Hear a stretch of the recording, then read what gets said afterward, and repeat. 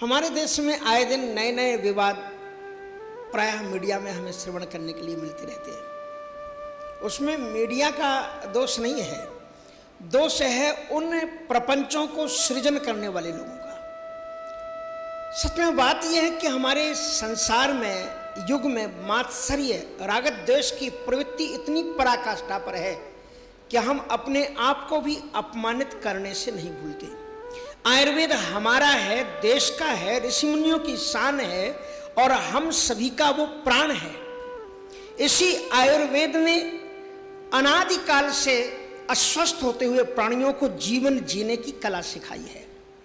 यह निश्चित सत्य है कि एलोपैथिक जो उपचार हमें प्राप्त होता है, उससे जो उपचार हमारा निदान किया जाता है, वो ये तो हम सभी लोग मानते हैं, बल्कि मैंने अनेकों डॉक्टरों से मिला हूँ जो प्रबुद्ध वर्ग के डॉक्टर हैं एलोपैथिक, जैसे कि हृदय रोग विशेषज्ञ अमेरिका के जो डॉक्टर एसोसिएशंस के अध्यक्ष हैं, ऐसे आदरणीय सुकेतु नानावटी, वो प्रायः कर आयुर्वेदिक उपचार की बड़ी प्रशंसा करते हैं, जबकि वो बहुत जाने माने अमेरिका के प्रसिद्ध डॉक्टर हैं।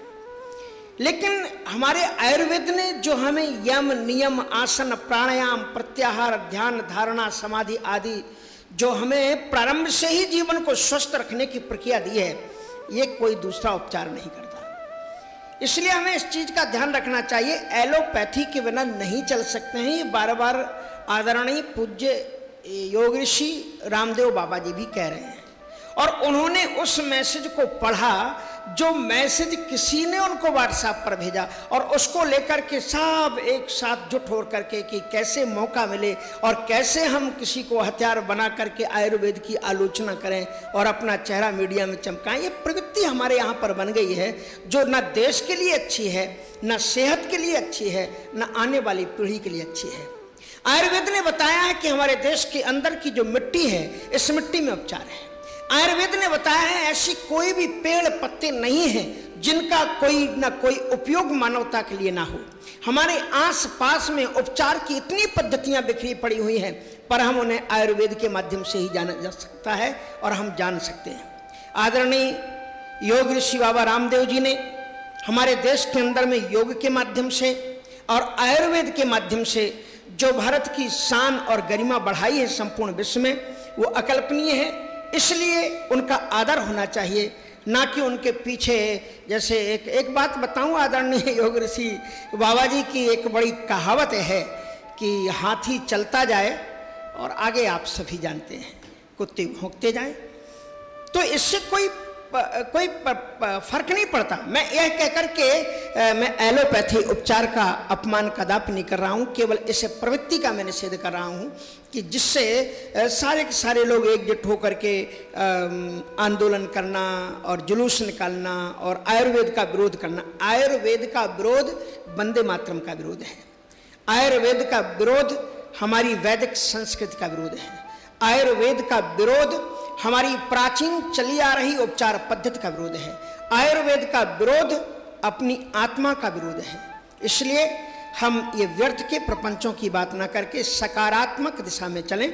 एक बात मैं आपको बता दूं, जब से कोरोना महामारी इस देश में फैली, मैं समझता हूं कि मैं खुद भी उसका अनुभवी हूं कि एक नहीं दो नहीं लगभग 70-80% लोगों ने गर्म पानी और बाबा रामदेव जी के बताए हुए तमाम गिलोय आदि के काढ़े और जो उनकी बचाई हुई पद्धतियां थी, उनके माध्यम से जो अपने आप को स्वस्थ रख पाया है, वो निश्चित रूप से प्रशंसनीय है। इसलिए कभी कभी हम सकारात्मक दिशा की ओर भी सोचें। कभी कभी बड़ी विचित्र पद्धति होती है कि यदि किसी मंत्री ने कह दिया कि कंडे से हवन करना चाहिए तो वो भी विवादास्पद हो गया, ये तो विवादास्पद बयान दे रहे हैं। अगर किसी ने कह दिया कि गौमूत्र पीना चाहिए तो वो भी विवादास्पद विषय हो गया। ये सब हमारी क्या हो रहा है हमारे देश के अंदर? ये देश की सेहत के लिए अच्छा नहीं है, हमारी संस्कृति और गरिमा के लिए भी अनुकूल नहीं है। मैं केवल विनम्रतापूर्वक प्रार्थना करूंगा कि बात को पूरी अच्छी तरह से समझा जाए और हमारी राष्ट्र और संस्कृति की गरिमा का अभिवर्धन करने वाली आयुर्वेद चिकित्सा का सम्मान किया जाना चाहिए। और उस आयुर्वेद चिकित्सा को जिसने उच्च कोटि के स्तर तक पहुंचाया है, ऐसे महापुरुष का भी आदर होना चाहिए। आज